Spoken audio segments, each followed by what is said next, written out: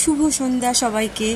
তো আজকে টিফিনে দেখো এখানে চাউমিন নিয়ে এসেছি, আর আজকে টিফিনে খাবো সন্ধেবেলা চাউমিন। ঘরেই বানাই অন্য দিন, আজকে কিন্তু কিনে নিয়ে এসেছি। আর এই দোকানে চাউমিনটা ভীষণ ভালো হয়, আর তেল মশলাটা খুব কম থাকে। এটা কোনো শরীরে খেলে কোনো ক্ষতি হয় না। আচ্ছা, তো এবার দেবো ছেলেকে, তারপরে নেব আমরা। আর আমি বাইরের খাবার খুব একটা খাই না, মাঝে মধ্যেই হয়তো একটু আধটু হয়ে যায়। আর আজকে কিন্তু এটা এগ চাউমিন নিয়ে এসেছি। চাউমিনটা দেখো পুরো একদম গরম, ধোঁয়া উঠছে, আর গরম গরম খেতে ভীষণ ভালো লাগে। তো চাউমিনটাও খুব টেস্টি বানায় এরা।